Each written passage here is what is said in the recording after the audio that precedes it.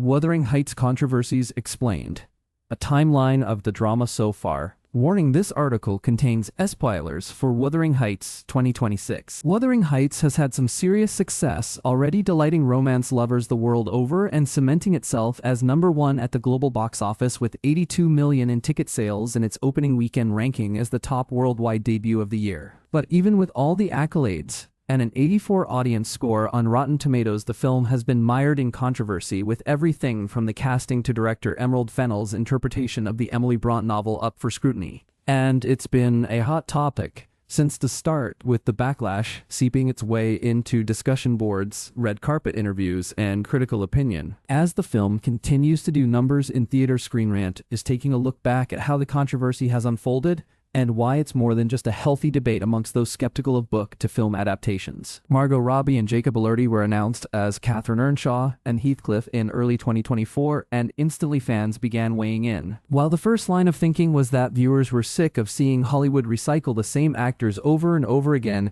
it was more than that, with readers immediately pointing out that Catherine is canonically very young in the novel, around 15 to be exact, when she becomes the celebrated queen of the countryside, marrying Edgar Linton around 18, only to die shortly after at almost 19. And though Robbie looks great for her age, as nearly 2 decades older than the character she's portraying. And while that was something audiences have seemingly gotten past when it came to Elordi, his casting as Heathcliff was and still is a hot-button issue. In the novel, Heathcliff is described as a dark-skinned gypsy, a little lascar, a term historically used for sailors from the Indian subcontinent, and at one point as being as black as the wall behind him. Nellie Dean, the narrator in the novel, even speculates about his parents being from China or India, so it's not surprised that online critics believed the part of Heathcliff should have been played by an actor of color. Elordi stepped into the role, despite the online chatter, and has embraced it. Addressing the controversy in a recent interview with ABC in Sydney, in his home country of Australia, he opened up Fennell's casting choice and her unique interpretation of the 18. This is Emerald's interpretation of the text, and Emerald is an artist that I respect and admire, and I think her work is really important, Elordi said. The actor said his goal throughout shooting the film has been to serve the truth of the screenplay that I've been handed. As images began to emerge from the set and the film's press tour began, fans couldn't help but notice how close Robbie and Elordi appeared both on and off set. After it was revealed that Elordi wrote Robbie a love letter from Heathcliff's perspective and filled her room with flowers and roses, some fans began to wonder if the pair had just gone super method or if some lines had been crossed while filming. In one interview, Robbie even said she often found herself looking for Elordi when he wasn't around, admitting that she became codependent on her co-star and even felt lost or like a kid without their blanket when he wasn't on set. She described the experience as being unnerved and unmoored, noting she would look for him during the intense production. The feeling was mutual for Elordi, who quipped that it was an obsession. If you have the opportunity to share a film set with Margot Robbie, you're going to make sure you're within 5 to 10 meters at all times, watching how she drinks tea, how she eats her food.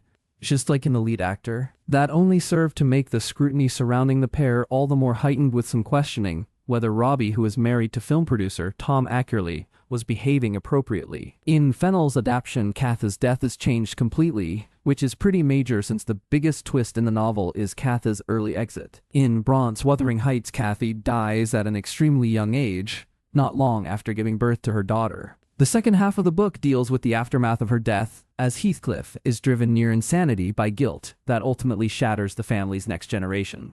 But in the film, Katha's death doesn't come until the end of the movie, offering little to no narrative framework to shape or qualify the storytelling. In the novel, Nellie's perspective is clearly questionable and may reflect her own bias, whereas the film adaptation does little to draw attention to any unreliability in the narrator's account. What's more is that a little over half of the original novel's story is technically cut out by Fennell's version, which essentially strips away the original structure, entirely removing the introduction of the narrator and eliminating the latter section following Katha's death. As a result, the story is significantly altered in several important ways. For one, Hong Chau's Nellie and Shahzad Latif's Edgar are written in a much more villainous way than they are in the novel. Their constant interference is what keeps Heathcliff and Kathy apart, whereas in Wuthering Heights itself, it's more the surrounding circumstances and their own decisions that make a future together impossible. And while making Nellie and Edgar into outright antagonists could have been an interesting twist on the original story, because the movie drops the entire second half of the novel,